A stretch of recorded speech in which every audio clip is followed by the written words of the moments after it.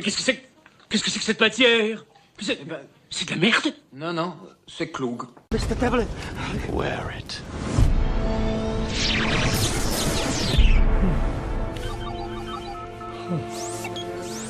Then, here, show me.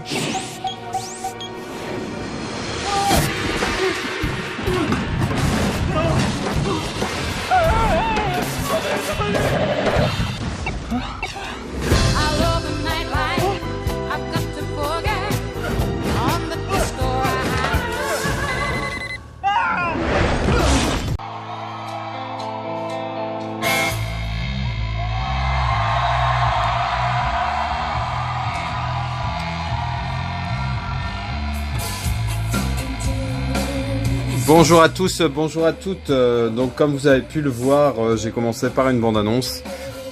Donc la bande-annonce du Smoking, qui est sortie en 2002, un film avec Jackie Chan et Jennifer Love Hewitt. Donc je vous présente. Donc là c'est en fond sonore, hein, c'est le concert de Muse, Absolution Tour. Donc ce Smoking m'a été envoyé par Benoît de Passion Steelbook and Technology. C'est vraiment super gentil. Franchement, merci à toi. Ça me fait très plaisir. Moi, ce que j'aime, c'est qu'en fait, que ça soit des films ou des figurines, en l'occurrence, en fait, elles me font penser à des gens vraiment très en particulier, quoi. Je veux dire, j'ai beaucoup de films, j'ai plein de choses. Mais quand je prendrai ce Smoking, je sais que c'est Benoît. Quand je regarderai le Prestige en Blu-ray, je sais que c'est Benoît. Si je regarde vers Mont César et juste à côté la planète des singes, la figurine qui est à gauche, de l'ancienne version de Planète des singes, et ben je sais que c'est Valentin, vous voyez. Et c'est ça que j'aime bien. Je trouve les objets, non seulement quand on a une passion comme ça, là maintenant ils sont attachés à des gens, donc ça a encore plus de valeur. Bon bref. Donc encore merci à toi, Benoît. Donc l'histoire du Smoking, Jackie en fait est chauffeur de taxi, et il va prendre en client un millionnaire, mais qui est aussi agent secret. Je crois que c'est Timothy Dalton d'ailleurs, si je ne m'abuse, je ne sais plus, enfin bref, il me semble. Et les événements vont faire que en fait Jackie va enfiler un smoking qui appartenait à ce fameux agent secret et qui est truffé de gadgets. Donc une folle aventure va commencer avec Jackie Chan, qui va endosser donc ce tuxedo, ce smoking, et qui va être un peu aidé, drivé, on va dire, par Jennifer Love Hewitt, qui est aussi agent secret. Donc le second film.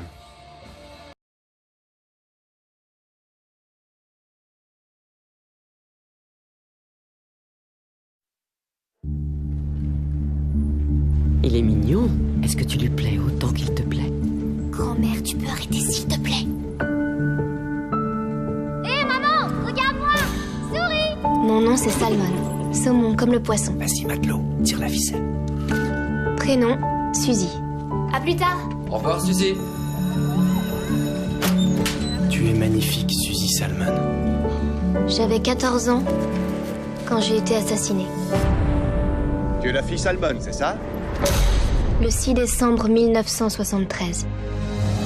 Alors franchement, moi ce film, quand j'ai vu la bande-annonce, bon là je vous l'ai pas mise en entière, je veux pas que ça soit trop long non plus. Quand j'ai vu cette bande-annonce, franchement j'ai craqué tout de suite. Donc allons déjà, partons du départ. C'est un film de 2009 de Peter Jackson, avec entre autres donc Mark Wahlberg, Suzanne Sarandon dans les rôles, on va dire, des adultes, et cette jeune fille, alors si je ne m'abuse, c'est Rachel Weisz, mais je suis pas sûr à 100%, je pense. Et donc c'était un film en fait qui était recommandé, je crois, dans les tops et les flops de Mademoiselle Latino. Et comme je vous ai dit, comment elle en a parlé, comment elle a décrit le truc, après j'ai cherché, j'ai regardé la bande-annonce, etc. Et franchement, il me le fallait très vite, je vais le regarder franchement très vite. J'ai super envie de voir ce film. La bande-annonce, regardez-la en entier si vous pouvez, à déglingue. Donc l'histoire, en gros c'est cette gamine de 14 ans qui va être assassinée et qui va se retrouver entre deux mondes, alors pas comme dans Sixième Sens mais pas loin. Ça a l'air beaucoup plus, on va dire, féerique. on va dire sur son passage dans l'au-delà, dans son espèce de paradis. Les images, elles sont assez bluffantes. Et en fait, elle va voir tout ce qui se passe sur la Terre, et donc forcément, l'enquête qui est menée sur son meurtre, le tueur, elle va voir tout ça d'un œil, on va dire, extérieur, hein, d'un œil céleste. Et franchement, c'est un film qui me branche vraiment à mort, donc je vous ferai le retour une fois que je l'aurai vu. Hein.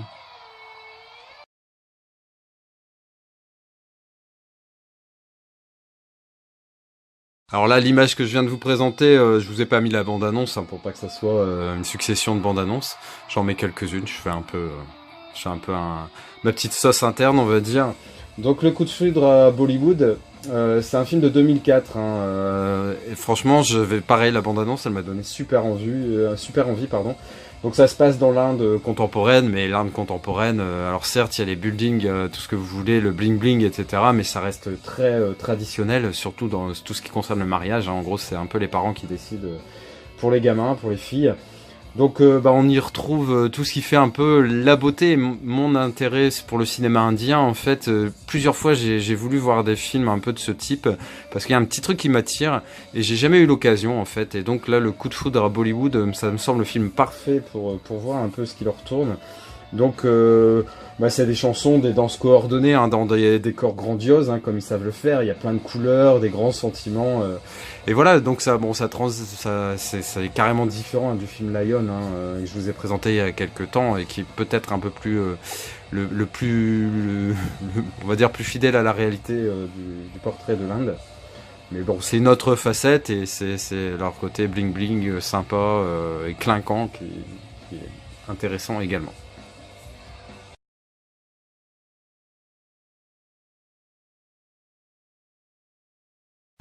Donc Intuition, c'est un film de 2000-2001, un film de Sam Raimi. Sam Raimi, j'ai entendu des conneries, un mec qui disait Night Shyamalan, quoi, au secours.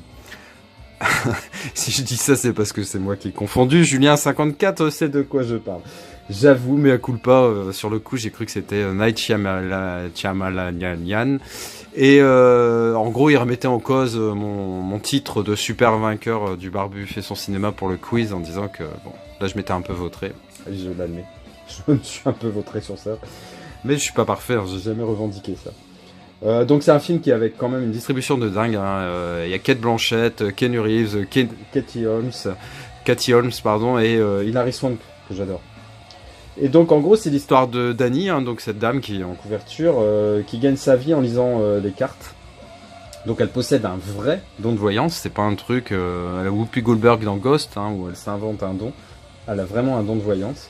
Et un jour en fait elle va être mêlée à une histoire de disparition où finalement la police va mettre à profit ses dons de voyance.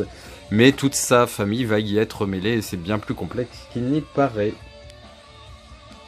Être bonne, c'est pas suffisant, il faut être différente.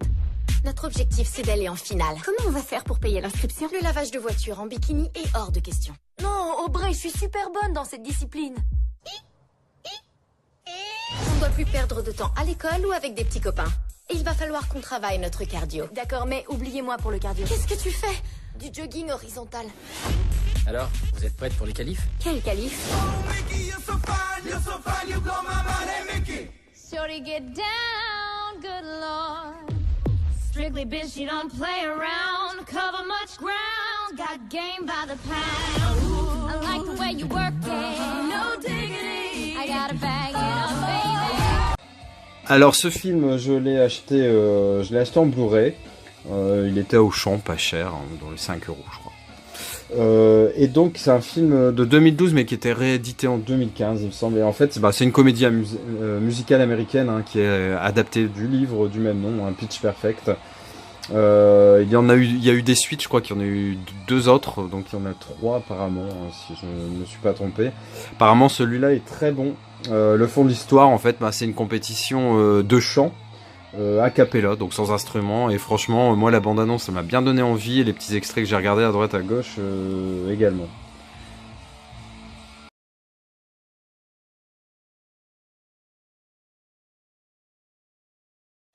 Alors j'étais super content, la dernière fois je parlais avec la gérante, hein, du Cash Express, Et en même temps que je lui parlais, mon œil se baladait un peu sur les rangées de DVD et tout ça. Et puis je sais pas pourquoi, mais mon œil a été attiré par la tranche de 48 heures d'abord. Je pensais pas que c'était ce film-là, je pensais que c'était un AV, un autre truc. Quand je l'ai pris, j'étais super content déjà d'avoir trouvé. Et à peine plus loin, il y avait 48 heures de plus. Et ils étaient dans le bac à 50 centimes. Et en ce moment, elle fait un DVD acheté, un DVD gratuit. Donc j'ai eu les deux pour 50 centimes. Et franchement, je suis super content. Je vais pouvoir les mettre dans ma filmo Eddie Murphy avec les Beverly Hills, Flic de Beverly Hills, les Docteurs Dolittle, École paternelle, L'enfant sacré du Tibet, tous ces films-là. Et je suis super content de les avoir, les 48 heures. Donc c'est le 48 heures, c'est un film de Walter Hill qui date de 82. Franchement, ça ne rajeunit pas. Donc Eddie Murphy, Nick Nolte. C'est vraiment le buddy movie classique, hein, deux mecs qui n'ont rien à faire ensemble et qui vont être contraints de collaborer. Donc très très content. Ma famille est dans la maison. Vous pouvez les sauver.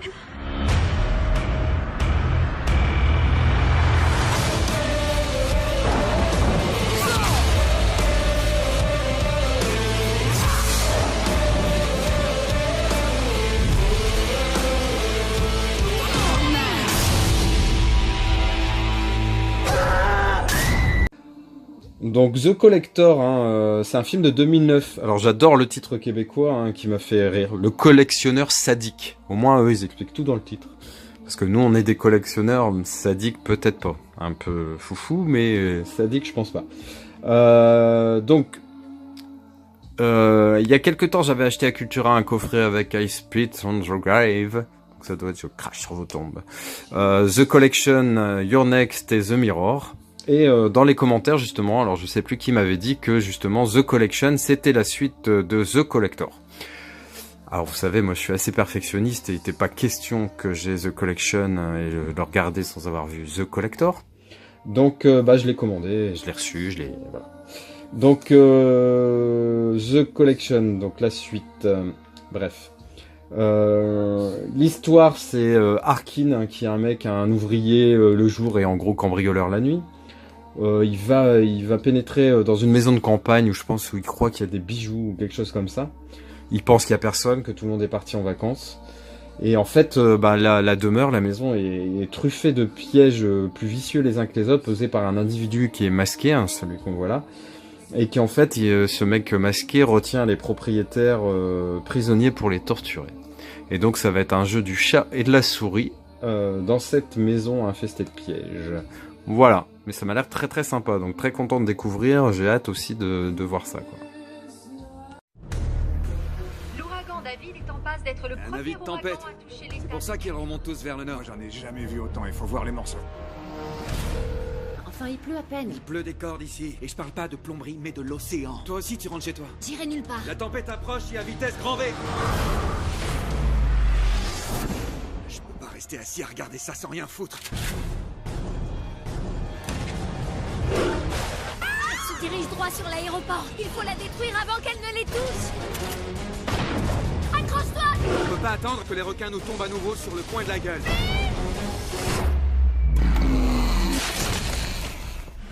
On va balancer des bombes au cœur des tornades. C'est beaucoup trop dangereux. Il y en a plein. Il va nous falloir un hélico plus puissant. Claudia, attention! Il est temps de lever l'encre, mon pote.